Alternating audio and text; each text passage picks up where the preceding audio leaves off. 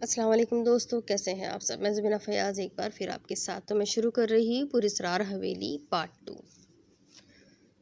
آپ نے وہ کیا ہے جو میں نے کہا تھا، کیونکہ اس کے بغیر آپ کا کوئی کام نہیں کرنا۔ کیا تمہیں مجھ پر یقین نہیں؟ ذرا بھی نہیں۔ چلو کوئی نہیں، تمہارے کام کل تک مکمل ہو جائے گا۔ میرا کب ہوگا؟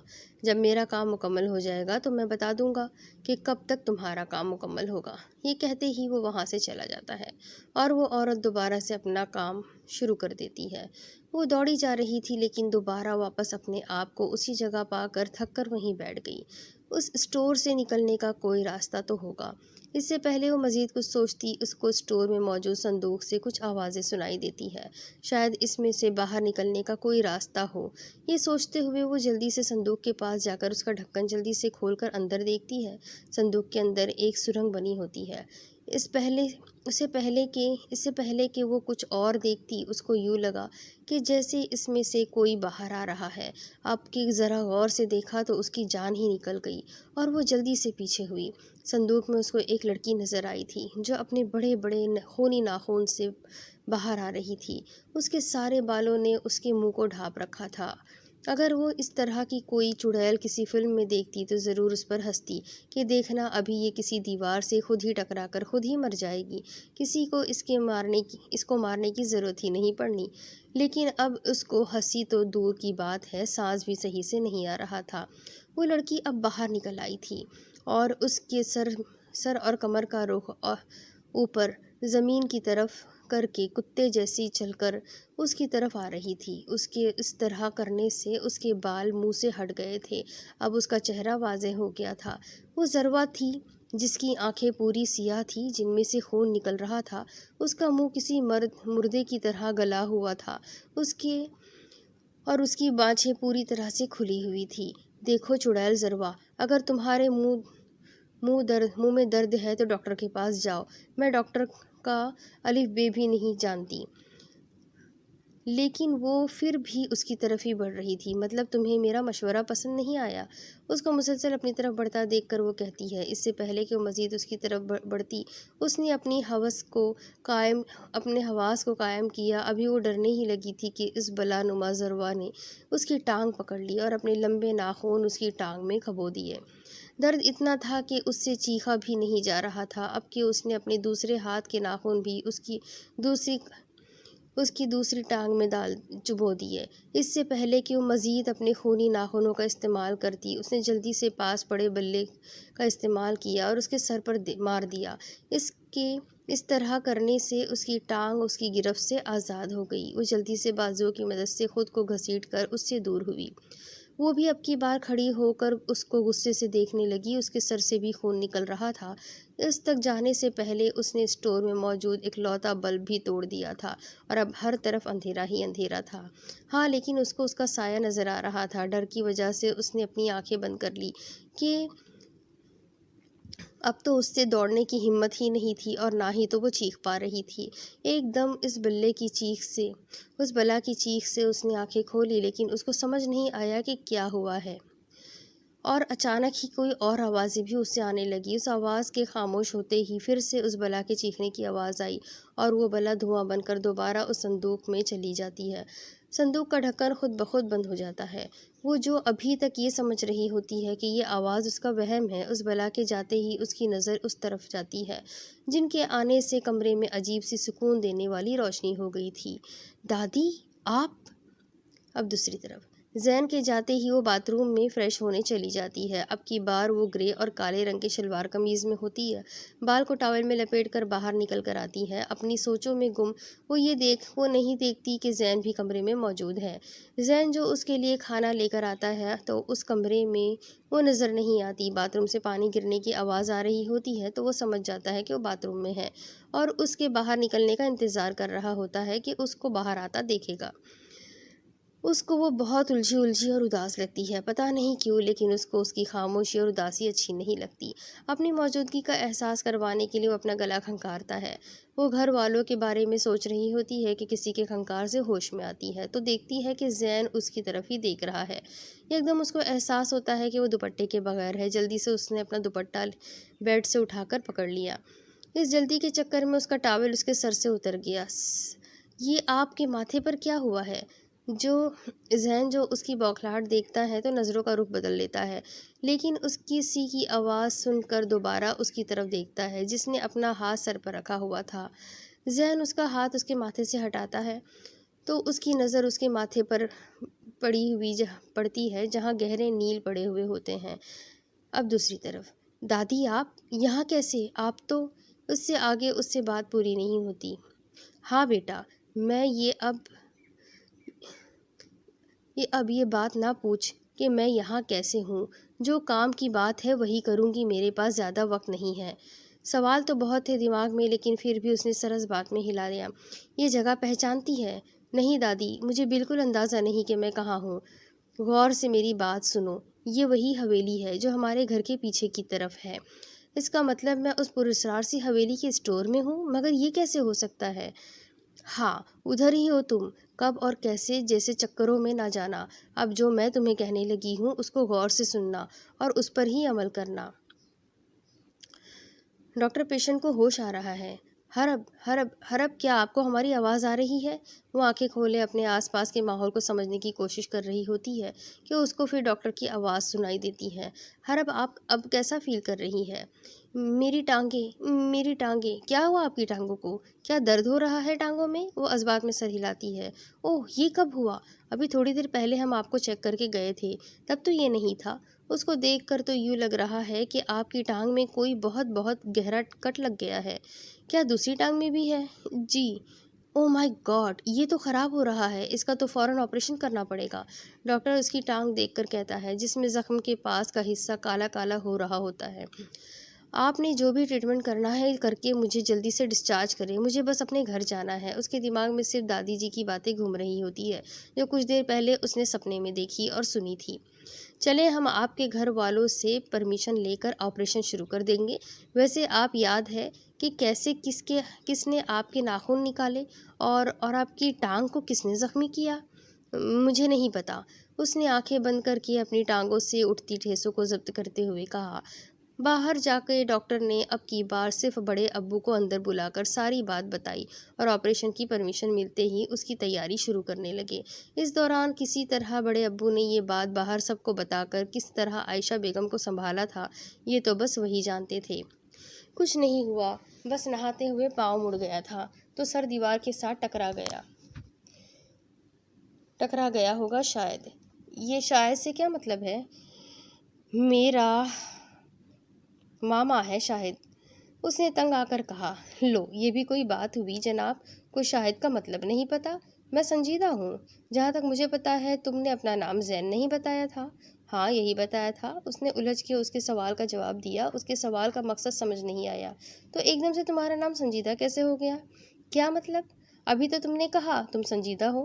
اس کی بات کا مطلب سمجھ میں آتے ہی زین کا دل کیا یا تو اپنا سر پھاڑ لے یا اس کا۔ آپ کو پتا ہے کہ میں بہت ذہین ہوں، یہی نا؟ مجھے پتا ہے۔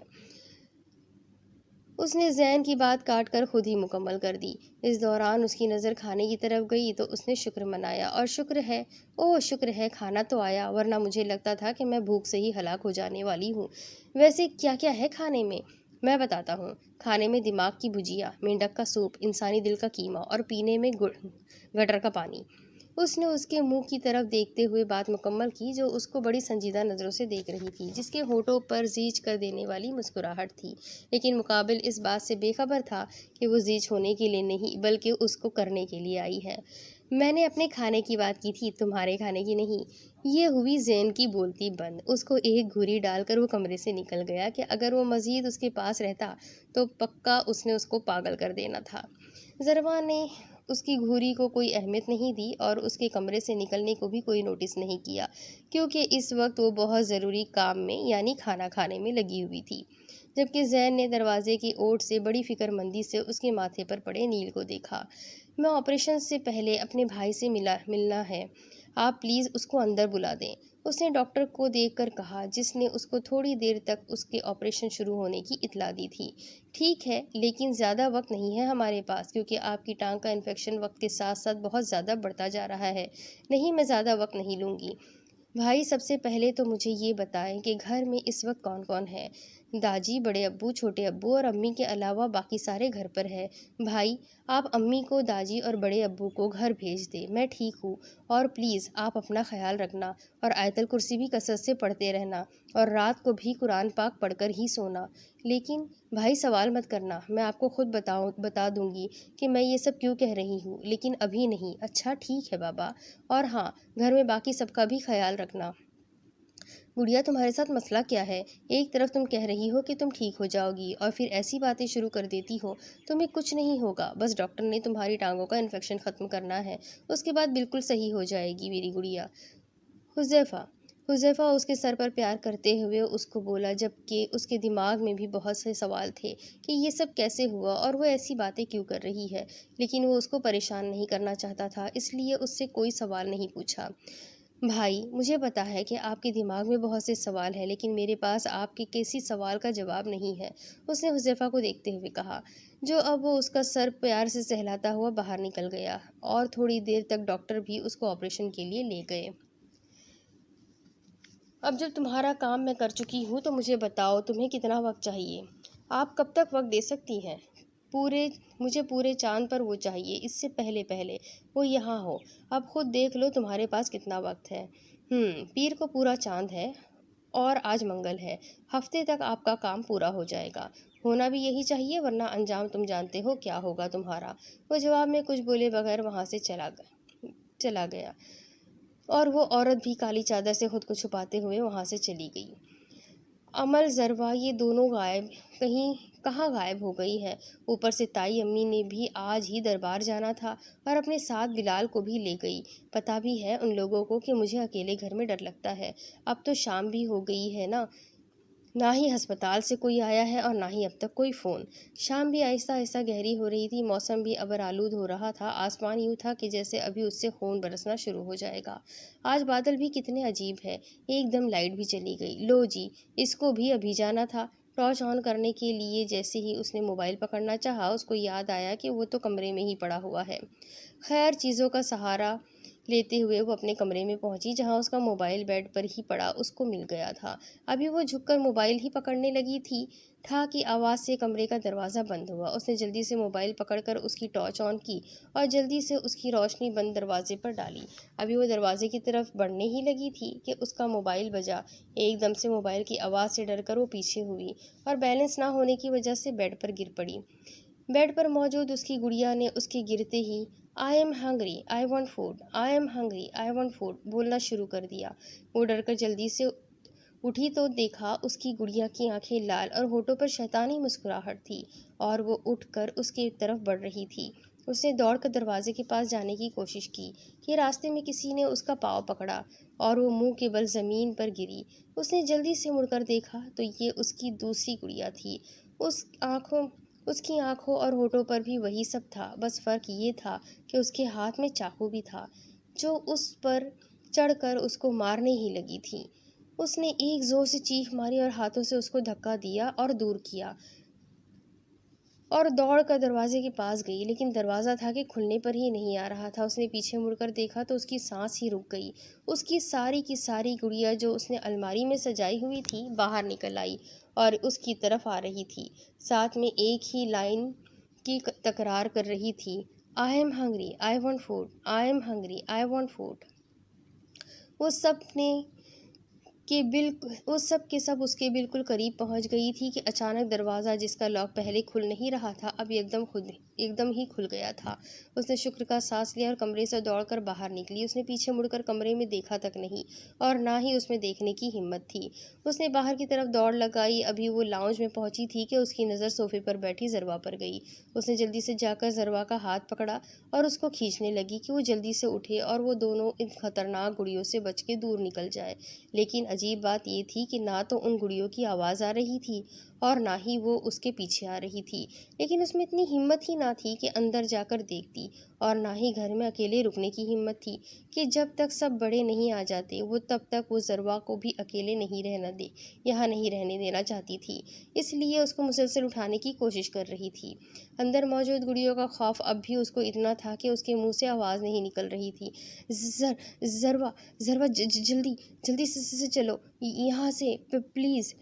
خوف کی وجہ سے وہ اس بات پر توجہ نہیں دے سکی کہ اس نے زروا کا جو ہاتھ پکڑا تھا وہ عجیب سا گیلا اور چپچپا سا تھا۔ آخر میں تھک کر اس نے زروا کو غور سے دیکھا، جو 1 انچ بھی اپنی جگہ سے نہ ہلی تھی اور مسلسل اپنا ہاتھ دیکھے جا رہی تھی۔ اس نے اس کی نظروں کے تعاقب میں دیکھا تو اس کو اندھیرے کی وجہ سے کچھ واضح نظر نہیں آیا۔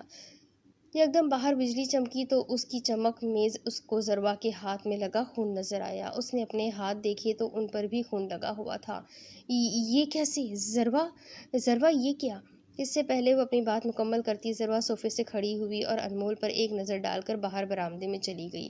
انمول بھی اس کے پیچھے پیچھے برآمدے میں چلی گئی۔ زروا ایک جگہ جا کر کھڑی ہو گئی۔ اس نے انمول کی طرف پشت تھی، اس کی پشت انمول کی طرف تھی، اس لیے انمول نہیں سمجھ سکی کہ وہ کیوں رکی ہے۔ وہ آہستہ سے چلتے ہوئے آگے آئی۔ باہر ابھی بھی موسم ابر آلود تھا، لیکن پھر بھی اتنی روشنی تھی کہ سامنے کی چیز نظر آ رہی تھی۔ آگے آ کر جب اس نے سامنے دیکھا تو وہاں تو کچھ بھی نہیں تھا۔ پھر یہ کیا دیکھ رہی ہے؟ اس نے پھر زروا کی طرف دیکھا، وہ سامنے نہیں نیچے کی طرف دیکھ رہی تھی۔ اس نے بھی جب نیچے کی طرف دیکھا تو چیخ روکنے کے لیے منہ پر ہاتھ رکھ لیا۔ وہاں امل گری ہوئی تھی، اس کی آنکھیں بند اور رنگ بالکل پیلا پڑا ہوا تھا اور اس کے ارد گرد خون ہی خون تھا۔ یوں لگ رہا تھا جیسے کسی نے اس کو خون سے نہلا دیا ہو۔ انمول کی آنکھوں سے لگاتار آنسو کی قطار نکلے جا رہی تھی۔ اس نے مدد کے لیے پیچھے مڑ کر زروا کو آواز دینے ہی لگی تھی، لیکن جیسے ہی اس نے مڑ کر دیکھا اس کو وہاں کوئی نظر نہ آیا۔ اس نے آس پاس دیکھا، اس کو وہاں بھی کوئی نظر نہ آیا۔ ہو سکتا ہے اندر گئی ہو کسی کو فون کرنے۔ یہ سوچ آتے ہی اس کا دماغ تھوڑا پرسکون ہوا۔ مجھے دیکھنا چاہیے کہ امل کا خون کہاں سے نکل رہا ہے اور کہاں کہاں چوٹ آئی ہے۔ یہ سوچتے ہوئے دوبارہ امل کی طرف مڑی، لیکن سامنے کا منظر دیکھ کر وہ زور سے چیخ مارنے لگی۔ بلال اور تائی امی جو ابھی حذیفہ کو فون کرنے پہ واپسی پر سب کو سوائے حذیفہ کے گھر لے کر آ گئے تھے اور گیٹ کھولا ہی تھا کہ چیخ کی آواز سن کر اندر کی طرف بھاگے اور اس کے پیچھے باقی سب بھی دوڑے۔ لیکن سامنے موجود منظر نے ان سب کو دہشت زدہ کر دیا تھا، کیونکہ سامنے ہی زروا امل کے بازو سے بڑے مگن انداز سے خون پی رہی تھی اور ساتھ میں ہاتھ میں پکڑے کوے کا گوشت بھی کھا رہی تھی۔ اب سب سے پہلے تائی امی کو ہوش آیا اور انہوں نے جلدی سے جا کر زروا کو دھکا دے کر اپنی بیٹی سے دور کیا۔ ان کے ایسا کرنے کے ساتھ ہی بلال کو بھی ہوش آیا اور ان سب مردوں نے مل کر جلدی سے زروا کو جا کر پکڑا، جس کی کوشش تھی کہ وہ دوبارہ کسی طرح امل تک پہنچ جائے۔ اس کا جسم جو مسلسل ان لوگوں کی گرفت سے نکلنے کی کوشش کر رہا تھا یکدم ڈھیلا ہوا اور اسنان صاحب نے بازوؤں میں کسی کٹی ہوئی پتنگ کی طرح وہ زروا ان کے بازوؤں میں گر گئی۔ سب نے حیرت سے اس کو دیکھا، پھر ان کی نظر انمول پر گئی جس کے ہاتھ میں لوہے کا راڈ تھا، جس سے اس نے زروا کے سر پر مار کر اس کو بے ہوش کر دیا تھا۔ عثمان اس کو تم اندر لے جاؤ اور بڑی بات تم انمول اور عائشہ جاؤ، امل پتر کو اندر لے جاؤ۔ احمد پتر تو بھی جا، اپنے پرا کی مدد کر، لیکن اس سے پہلے حمزہ کو بھی فون کر کے کہہ دے کہ فوراً گھر آئے۔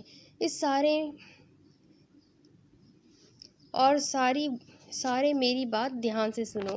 حذیفہ کو فون کر کے کچھ نہ بتانا، وہ بچہ اکیلا پریشان ہو رہا ہے، جب گھر آ جائے گا پھر اس کو بتا دینا۔ اب جاؤ۔ داجی کے کہتے ہی سب نے ان کی ہدایت پر عمل کرنے لگے۔ ان سب کے جاتے ہی داجی کے پاس گئے، جو ابھی اسٹیچو کی طرح کھڑا اس جگہ کو دیکھ رہا تھا جہاں تھوڑی ہی دیر پہلے زروا بیٹھی تھی۔ داجی نے اس کے کندھے پر ہاتھ رکھا۔ بلال نے گردن موڑ کر داجی کی طرف دیکھا۔ اس وقت اس کی آنکھوں میں جتنا کرب تھا کہ داجی خود ڈر گئے اور بے ساختہ انہوں نے اس کو اپنے گلے لگا لیا۔ نہ میرا پتر، کچھ نہیں ہوگا تیری گڑیا نو، بالکل ٹھیک ہے، آ جا اندر، چل، شاباش۔ داجی اس کو پیار سے پچکارتے ہوئے اندر کی طرف لے کر بڑھ گئے۔ انمول تائی اماں اور عائشہ کے ساتھ امل کے پاس بیٹھی تھی۔ ابھی حمزہ نہیں آیا تھا تو اس لیے ان لوگوں نے مل کر اس پر سے خون صاف کر لیا تھا، جس سے ان کو سمجھ آ گئی تھی کہ کہاں کہاں چوٹ لگی ہے۔ ابھی ان کو صرف حمزہ کا انتظار تھا کہ وہ آ کر دیکھ لے کہ کوئی بڑا مسئلہ تو نہیں، کیونکہ ایک زخم اس کے بازو پر تھا جس سے زروا خون پی رہی تھی اور ایک اس کے سر کے پیچھے تھا۔ بیٹھے بیٹھے اس کو اچانک خیال آیا تو فوراً سے اٹھ کھڑی ہوئی۔ اس کے ایک دم یوں کھڑے ہونے سے تائی اماں اور عائشہ بیگم بھی چونک گئیں۔ انمول، کیا ہوا؟ کچھ نہیں امی، میں بس ابھی آئی۔ کہاں جا رہی ہو بیٹا؟ اب کی بار عائشہ بیگم نے پوچھا، کیونکہ آج جو ہوا اس سے ان لوگوں کے دل میں بہت خوف بیٹھ گیا تھا، اس لیے اب وہ انمول کو کمرے سے باہر جاتا دیکھ کر بھی ڈر گئی تھی۔ امی، پھپھو، میں بس داجی کے پاس جا رہی ہوں۔ اچھا، دھیان سے۔ جی ٹھیک ہے۔ اس نے جلدی سے باہر دوڑ لگائی اور داجی کے کمرے میں پہنچی، لیکن وہاں بلال کے علاوہ کوئی نہیں تھا، اس لیے وہ اب ضروا کے کمرے میں پہنچی۔ وہاں اس سب بڑے لوگوں کو بیٹھے ہوئے سارے کے سارے بڑے لوگ بیٹھے ملے اور بیڈ پہ رسیوں سے بندھی ضروا کو دیکھ کر جلدی سے اس کے پاس گئی اور منہ میں کچھ پڑ کر جلدی سے پھونک ماری اور سائڈ پر ہو گئی۔ وہ سب اس کو ایسے دیکھ رہے تھے جیسے سمجھنا چاہ رہے ہو کہ وہ کر کیا رہی ہے۔ پتر، یہ کیا کر رہی تھی؟ داجی، جب آپ سب باہر اس کو سنبھال رہے تھے تو میری نظر وہاں پڑے راڈ پر گئی۔ میں نے جلدی سے وہ پکڑا اور اس کے سر پر زور سے مارا، لیکن اس کو تو یوں لگ رہا تھا جیسے کوئی فرق ہی نہیں پڑ رہا تھا۔ میں نے دوبارہ مارا، پھر بھی کچھ نہیں ہوا، تو میں نے آیت الکرسی پڑھی اور راڈ پر پھونک مار کر اس کے سر پر ماری، تو جب جا کر یہ بے ہوش ہوئی۔ اب بھی میرے ذہن میں یہی بات آئی کہ یہ عام رسیاں اس کو روک نہیں سکتی، اس لیے میں نے اس پر بھی آیت الکرسی اور چاروں کل پڑھ کر پھونک مار دی ہے۔ اچھا، ہمیں نہیں پتہ لگا اس بات کا۔ داجی، وہ اس لیے کہ آپ سب اس کو سنبھالنے کی کوشش میں لگے ہوئے تھے، شاید یہی وجہ ہو۔ داجی، میں آپ کو کچھ اور بھی بتانا ہے۔ بولو پتر۔ اس کی بات شروع کرنے سے پہلے ہی زوردار ضروا نے کہے لگانا شروع کر دیے۔ سب نے تعجب سے اس کو دیکھا، کیونکہ اس کو دیکھ کر کہیں سے نہیں لگ رہا تھا کہ یہ بے ہوش بھی ہوئی تھی۔ تم سب کو واقعی یہ لگتا ہے کہ مجھے پکڑ لیا ہے اور مجھے روک سکتے ہو؟ تمسخر آمیز انداز میں بولتی وہ ان سب کو پریشان کر رہی تھی۔ کون ہو تم اور میری بچی کو کیوں تنگ کر رہی ہو؟ جواب دو۔ عثمان صاحب نے غصے میں اس سے پوچھا، کیونکہ باہر جو کچھ ہوا تھا اس نے ان سب کو ہلا کر رکھ دیا تھا۔ داجی نے غصیلے لہجے میں اس سے کہا کہ جواب دو۔ میں نے کہاں تنگ کیا؟ اس نے پھر اسی انداز میں جواب دیا۔ انمول پتر، جا ذرا ایک گلاس پانی تو لا۔ جی ابھی لائی۔ اس کو کوئی سیدھا جواب نہ دیتا دیکھ کر داجی نے انمول سے کہا، یہ لے۔ داجی نے گلاس پکڑا اور پانی پر آیت الکرسی پڑھ کر اس کے پاس آئے۔ آخری بار پوچھ رہا ہوں، اس کے بعد یہ پانی تمہارے اوپر ڈال دوں گا۔ اب بتاؤ کیوں تنگ کر رہی ہو اس بچی کو اور ہمیں؟ مزہ آتا ہے۔ اس نے واقعی ہی بڑے مزے سے جواب دیا۔ چھوڑ دے اس بچی کو۔ نہیں چھوڑنا میں نے، جو کرنا ہے کر لے۔ داجی نے پانی کی چند قطرے اس پر ڈالے تو اس کی چیخ سے پورا گھر گونج اٹھا۔ امل کے پاس بیٹھی تائی جی اور عائشہ بیگم بھی ڈر گئی۔ داجی پلیز، یہ آپ کیا کر رہے ہیں؟ ایک دم ضروا کی آواز پر داجی نے بیڈ کی طرف دیکھا تو اس کی آنکھیں اب کالی نہیں تھیں۔ داجی نے کچھ سوچتے ہوئے وہی دم کیا ہوا پانی اس کی طرف پھر سے بڑھایا تاکہ وہ اس سے پانی پی لے، لیکن وہ داجی کے پانی آگے کرنے سے ڈر کر اور پیچھے ہٹ گئی۔ داجی کھول دے اسے، اب میرے خیال میں یہ ٹھیک ہے، عثمان صاحب بے چینی سے بولے۔ نہیں، یہ وہی ہے، بس ڈرامے کر رہی ہے کہ ہم اسے کھول دیں۔ داجی کے اتنا کہنے کی دیر تھی کہ اس کی آنکھیں پھر سے کالی ہو گئی۔ صاف پتہ لگ رہا تھا کہ اس کا بس نہیں چل رہا تھا کہ کسی طرح آزاد ہو کر داجی کو ہی چیر پھاڑ دے۔ داجی نے سب کو باہر آنے کا اشارہ کیا تو وہ سب داجی کے پیچھے پیچھے باہر نکل آئے۔ ان سب کے نکلتے ہی داجی نے باہر سے دروازہ لاک کر دیا اور بڑے ابو کی طرف دیکھتے ہوئے ان سے پوچھنے لگے، احمد، تمہارے پاس سفیان صاحب کا نمبر ہے؟ جی ہے داجی۔ تم ایسا کرو، ان کو فون کرو۔ یہ لے داجی۔ داجی نے فون لے کے مختصر سا سب بتا کر ان سے آنے کی درخواست کی۔ چلے ٹھیک ہے جی، ٹھیک ہے۔ داجی کے فون بند کرتے ہی سب سوالیہ نظروں سے داجی کی طرف دیکھنے لگے۔ وہ کہہ رہے ہیں کہ اس وقت وہ یہاں نہیں ہے، لیکن جلد ہی آنے کی کوشش کریں گے۔ ابھی کے لیے تو وہ یہ کہہ رہے تھے کہ کسی بھی حال میں اس کو نہ کھولا جائے۔ ابھی داجی انمول کی طرف مڑنے ہی لگے تھے کہ اس سے پوچھ سکے کہ اندر وہ کیا بات کرنے لگی تھی، اس سے پہلے وہ پوچھتے کہ حمزہ آ گیا۔ سب حمزہ کو لے کر عمل کے کمرے میں چلے گئے۔ حمزہ نے اس کے زخم کی ڈریسنگ کی۔ زخم تو شکر ہے اتنے گہرے نہیں ہے، بس سر کے پیچھے کا زخم کی مجھے ذرا فکر ہے، یہ تو اس کے ہوش میں آنے پر ہی پتہ لگے گا۔ اس کا اب میں نے خون کا بندوبست کرنے جا رہا ہوں، کیونکہ اس میں خون کی بہت کمی ہو گئی ہے۔ اچھا، جلدی آنا، زیادہ وقت نہ لگانا۔ جی اچھا۔ ٹن ٹن ٹن ٹن، عائشہ، یہ تمہارا فون آ رہا ہے، دیکھو کس کا ہے۔ وہ ابو حذیفہ کا ہے۔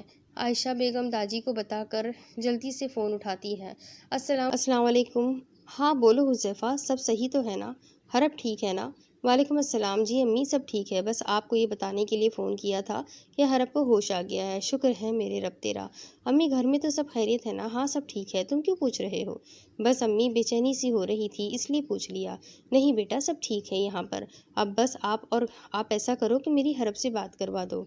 अम्मी, उसको तो डॉक्टर्स ने नींद का इंजेक्शन लगाया है, इसलिए वो अभी नींद में है। चलो कोई बात नहीं, जब होश में आएगी तब करवा देना। जी ठीक है, अब आप अपना ख्याल रखना, मैं फ़ोन रख रहा हूँ। अच्छा ठीक है, अल्लाह निगहबान। अल्लाह हाफिज़। उस्मान, जाओ मेरे कमरे में से बिलाल को बुला लो। थोड़ी देर बाद बिलाल भी आ गया और खामोशी से दादी के पास बैठ गया। बिलाल, मेरी बात सुनो, हिम्मत से काम लो। ऐसा करने से तुम्हारी बहन ठीक नहीं होगी। और सिर्फ ज़रवा का मसला नहीं है, हरब और अमल भी किसी अच्छे हाल में नहीं। बेटा, तुम्हें ऐसे में हिम्मत नहीं हारना चाहिए। मुझे ज़रा अच्छा नहीं लग रहा तुमको इस तरह से देखकर। तुम तो मेरे बहादुर बेटे हो ना। दादी, अब मैं आपको मायूस नहीं करूँगा। दादी, अब मैं भी बोल लूँ? हाँ हाँ बोलो पुत्र, दादी अनमोल की तरफ देखते हुए बोले। फिर वो आज के सारे वाक़यात दादी को तफसील से बताने लगी, जिससे सुनकर सब के सब मज़ीद परेशान हो गए। लेकिन बेटा, यहाँ तो सब कुछ अपनी जगह पर है। दादी, जब मैं अमल को अम्मी और पुप्पी के साथ अंदर लेकर आई थी तो सारी गुड़िया अपनी अपनी जगह पर ही थी। लेकिन मुझे पक्का यकीन है कि ये मेरा वहम नहीं था, ये सच में हुआ था। अच्छा, मुझे यकीन है आप पर। अब से ऐसा करें कि 2 लोग ज़रवा के कमरे के बाहर और बाकी इसी कमरे में, क्योंकि अभी अकेले रहना ख़तरे से खाली नहीं। थोड़ी देर तक हमज़ा भी आ गया और दादी ने उसको भी सब कुछ समझा दिया और बता दिया। अब दूसरी तरफ पता नहीं क्यों दिल बहुत घबरा रहा है। वो सोफे पर बैठी थी, सुबह से उसका दिल घबराए जा रहा था। उसका दिल कर रहा था कि बस किसी तरह अपने घर चली जाए। खाना भी सुबह का वैसा ही रखा हुआ था, उसने खाने को भी हाथ नहीं लगाया था। इतने में ज़ैन दरवाज़ा खटखटाकर कमरे में दाखिल हुआ और खाने को यूं ही पड़ा देखकर हैरत से उसको देखा, जो पता नहीं किन सोचों में खोई हुई थी। फिर कहती है कि मैं जिन हूँ, जबकि मोहतरमा खुद सोचों में खोई रहती है कि उनको मेरे आने का पता ही नहीं लगता। उसको मुतवज्जा करने के लिए उसने गला खंकारा। किसी का गला खंकारने से वो अपनी सोचों से बाहर निकली तो देखा कि ज़ैन उसके पास ही खड़ा ट्रे पकड़े हुए खड़ा था। क्या बात है, आज खाना नहीं खाया? नहीं, मुझे नहीं खाना, मुझे बस घर जाना है। अच्छा, घर भी चले जाएंगे, पहले खाना तो खा लो। नहीं खाना, कितनी बार कहूँ? देखो, मैं आखिरी बार कह रहा हूँ, अगर अपने भाई की ज़िंदगी प्यारी है तो चुप करके खाना खाओ। अब की बार उसकी धमकी काम कर गई थी और वो चुप करके खाना खाने लग गई, लेकिन आंसू भी साथ साथ निकल रहे थे। चुप करके खाओ, अब कोई भी आंसू ना निकले, मुझे रोती हुई लड़कियाँ जहर लगती है। उसने अपनी आवाज़ को सख्त करते हुए कहा, वरना सच्ची बात तो ये थी कि उसके आंसू उसे बेचैन कर रहे थे।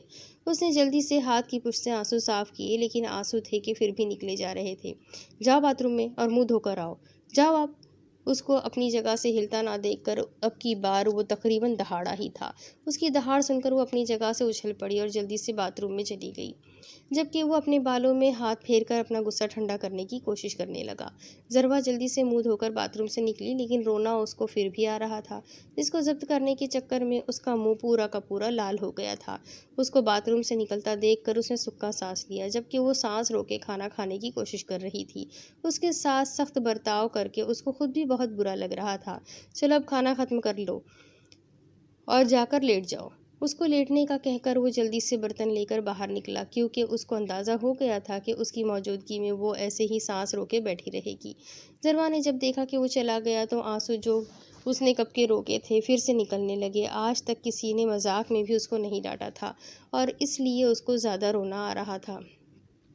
रोते रोते वो कब सोई उसको खुद पता नहीं चला। उसके सोने के बाद वो उसके कमरे में आया और बड़े दुख से उसके मुंह पे आंसू के निशान देखने लगा, जो कि अब सूख गए थे।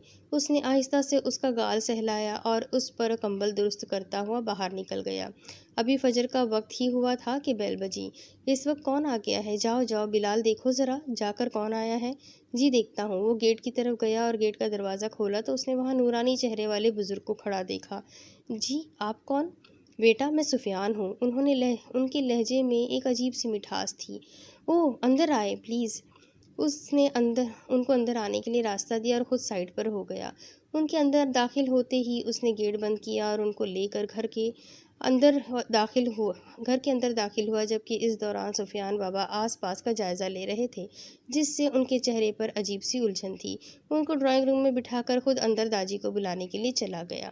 अब इसके आगे की स्टोरी मैं आपको अगली किस्त में सुनाती हूँ कि आगे क्या होगा। ये जानने के लिए मेरे साथ बने रहें। अगली किस्त में फिर मिलेंगे, तब तक के लिए अल्लाह हाफ़िज़।